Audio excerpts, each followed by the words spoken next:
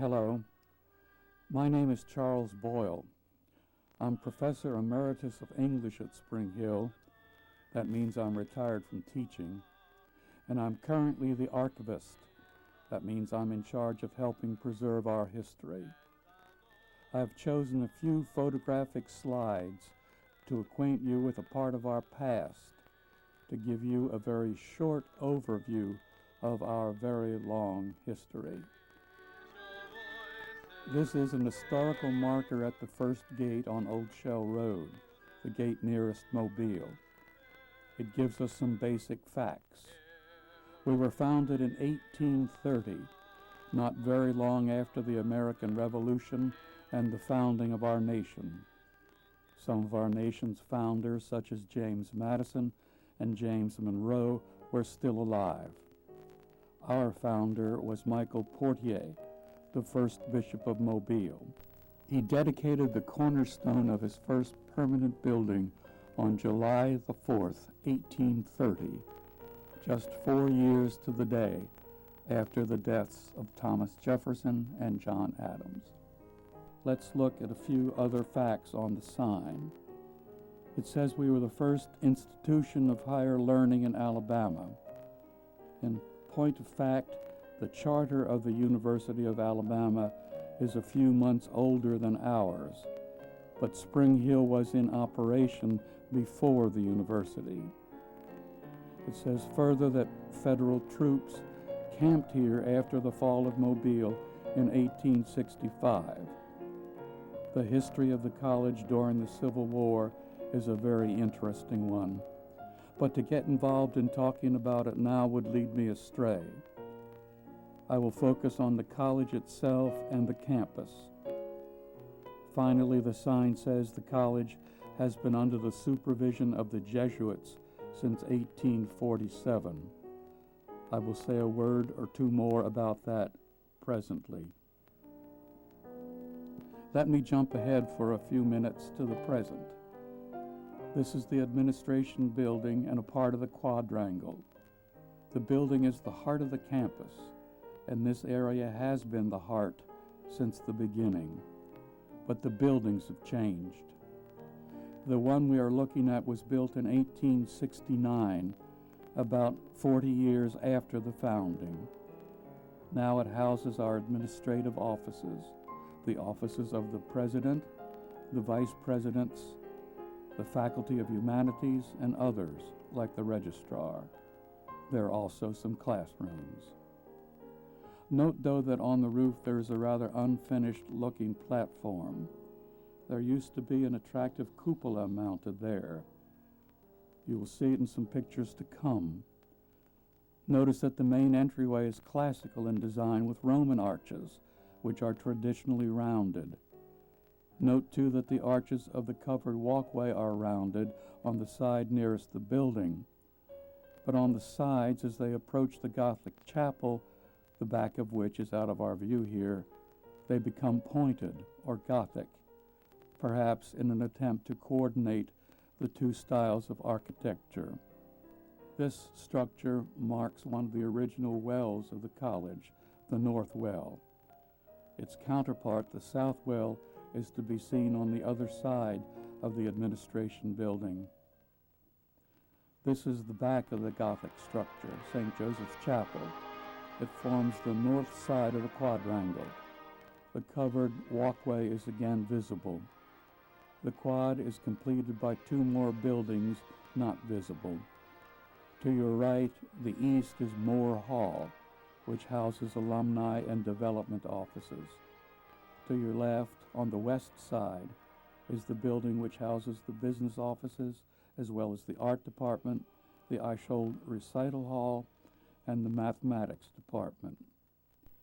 This is Bishop Michael Quartier, the founder of Spring Hill and the first bishop of Mobile. He was French, from Lyon. His diocese was very large, extending all the way to St. Augustine, Florida. Much of it was wilderness. One of his first actions was to found Spring Hill, an educational institution for young men. Shortly afterwards, he established Visitation Academy for young ladies. In his 30 years as bishop, he accomplished much. He built the Cathedral of the Immaculate Conception in Mobile. He started Providence Infirmary, which is now Providence Hospital, and he established 2 orphanages. This is the first permanent building he built at Spring Hill. He called it simply College. A handsome building in what was considered French classical style, it stood on the exact location of today's administration building. This is looking at it from the south. There was a little church which stood out of our view to the left, the west. The little pyramid-like structure in the middle of the road leading up to it is the south well. He also built the College Lake, often called Mirror Lake, by building walls and channeling in the generous springs which gave the hill its name. Sad to say, it has fallen onto hard times lately, since modern constructions have cut off much of the water supply. He petitioned the state legislature to charter the college, and the charter was approved by the governor on January the 6th, 1836. One article in it is particularly interesting since it touches on religious tolerance. It reads, Section 5, and be it further enacted that no person shall be excluded from any liberty, immunity, office, or situation in said college on account of his religious persuasion. A remarkable thing for 1836. By 1847, 17 years after founding the college, Bishop Quartier found that he was much too busy running his diocese to run the college as well. So he invited the Jesuits, an order of priests famous as educators, to take over operation of the institution. A small group of Jesuits landed in Mobile in January of 1847. They were led by Father Francis Gothic, who was to be the first Jesuit president. This is Father Gotrelai's picture. He looks rather severe, but historical accounts show him to be a gentle, caring man and a very spiritual one, but also a tough administrator. Because of the firm foundation that he laid here, the Jesuits are still with us after well over a century and a half of service. An early work of Father Gothic is the tiny Sodality Chapel. He supervised students in building it in 1850. Originally, it stood directly south of the administration building. In the mid-1980s, it was moved to a new location in what is called the Peace Garden near the Jesuit cemetery. It is the oldest existing building built by the college. Daily Mass is still said there during the academic year. Father Gothic was actually president twice, for he was returned to that office during the terrible years of the Civil War. Under his strong leadership, the college remained open, one of a few in the South to do so. But if the college survived during the war, it was to be the victim of a major disaster a few years later. Here is the handwritten entry in the Vice President's diary, which records the terrible fire of 1869. It reads, in part, on the night of the 4th and 5th of February, 1869, the entire college was in a few hours reduced to ashes. The loss was complete. The disaster was truly appalling. Here is a picture of the results of the appalling disaster. This is all that was left of Bishop Quartier's splendid college. In the lower oval, we see a lonely Jesuit priest sitting, no doubt praying or perhaps crying. This adds a poignant note. The Vice President's diary entry concludes in a completely new tone. There now stands the new Spring Hill, phoenix-like risen from its ashes, an object of admiration for all the country. Just 10 months after the disaster, it has opened its classical halls again. This is a picture of the new building, built on precisely the same site as the original. It is basically the same building that we looked at toward the beginning. Here is a different view of the same new building. You will notice that it was built of red brick, but the classic portico stood out in white. The bricks were manufactured right here on the campus, the clay taken from the ravine area formerly known as the clay pits, and fired on site. That proved a problem later when the bricks became porous and caused moisture to seep through the walls. Here is another view, this one including the gymnasium next door. The cupola that I mentioned earlier is visible. Also shown is the baseball diamond, which may very well be the oldest collegiate ball diamond still in use in the country. That fact has never been verified, but it has been established that the diamond was there in the early 1890s. Here is the second floor rotunda of the new building. Originally, it was used as a library and recreation room for the Jesuits. Notice the specially built curved bookcases designed to accommodate the curved wall of the rotunda. They are still there today, as you see in this recent photograph.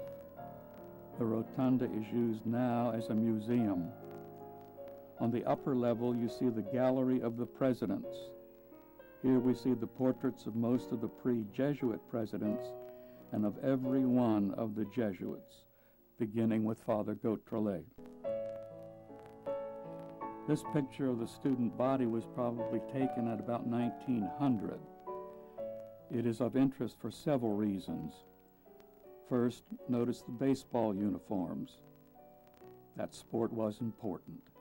Then notice that just about everybody is wearing a hat except for some of the priests. In those days, the students were expected to wear hats when they were outside, but unlike today, they removed them when they went indoors. Finally, notice that there are some youngsters, mainly on the front row. For many years, the college had 3 age levels of students: college age, high school age, and pre-high school. The youngsters, the pre-high schoolers, were called minims. This will give you some insight into the on-campus lives of the students in those days. You're looking at a dormitory room. As you see, there are many, many beds in one large room. Each occupant got a bed, a small chair next to the bed, and a pitcher and wash basin. You can see these lined up along the wall by the windows. There were no indoor showers or bath facilities. Bathing was done down at the lake, weather permitting. Now we move back to the development of the campus. In 1903, the college bought a house in a large tract of land next to the campus on the west. The house is today known as Stewart Field. It is a splendid antebellum mansion built by a successful cotton broker by the name of Stewart. When the college first acquired the property, the house was used as a residence for the younger students, the minims. It has seen many uses during the past century. Today it serves as a beautiful setting for wedding receptions and other such events. It has, as you see in this outside view, a magnificent circular ballroom. It is no longer used for dancing, but contains furniture suitable to formal receptions. With the house came this splendid avenue of oaks. It is one of the most attractive places on the campus and is used as we will see, for important ceremonial functions at the end of each academic year. We will touch again on the expansion of the campus to the west, but first we make note of a second major disaster, another massive fire, this one in 1909. The building that you see was built in 1883. On the top floor there was a chapel, and on the ground floor an auditorium.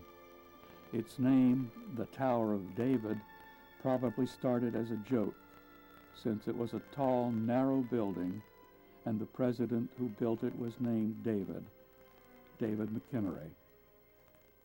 A good guess is that some of the Jesuits were teasing him about it and called it the Tower of David, and the name stuck.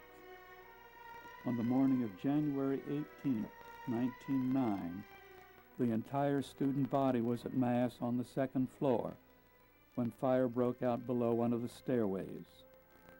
One guess as to the cause is that a student was sneaking a cigarette under the stairs and somehow started a fire that got out of control.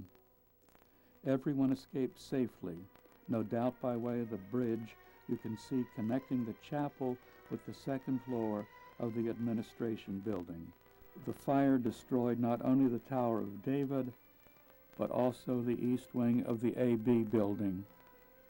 We will see the results of the fire in just a moment, but it is worth mentioning that the gates you see close to the center of the slide marked the original entrance to the college. Access from Old Shell Road was not available before 1900, so people entered from the east by way of a path or trail from Old Pascagoula Road. Here are the ruins of the east wing after the fire of 1909. Again you see a Jesuit, but he does not appear to be praying or crying. It looks like he may be drilling students in Latin verbs. He must have been quite a taskmaster. While we're on the subject of disasters, it might be appropriate to mention that a series of hurricanes struck the campus at 10-year intervals, 1906, 1916, and 1926. This is a picture taken after the 1906 storm, which inflicted considerable damage, including destroying the cupola on the top of the administration building. It was replaced, but the storm of 1916 destroyed it again, and apparently the authorities decided that God must have wanted it off. It has never been replaced. A more recent storm, Hurricane Frederick in 1979, caused massive tree damage as well as much damage to buildings. Here you see the building on the west side of the quadrangle. Its roof was lifted off like a lid from a box. But to get back to a happier subject, this is St. Joseph's Chapel, built in 1909-1910 to replace the chapel and the Tower of David. Since access from Old Shell Road was by then available, it was built facing north, with a fine road leading to it from Old Shell. Its back forms the northern end of the quadrangle, as we have seen. It is built of red brick, but was stuccoed over and painted a soft cream color. The administration building was stuccoed and painted to match, apparently in an attempt to solve the problems caused by the porous brick that I mentioned earlier. Then the covered walkway was added to complete the quad. As we entered the 1920s, plans evolved to develop the campus on the land to the west that had come with Stewart Field. The president, Father Joseph M. Walsh, developed the elaborate plan that you see, a plan for a greater Spring Hill College. He envisioned devoting the existing campus to the high school and building 15 or more buildings off to the west to be devoted to the college.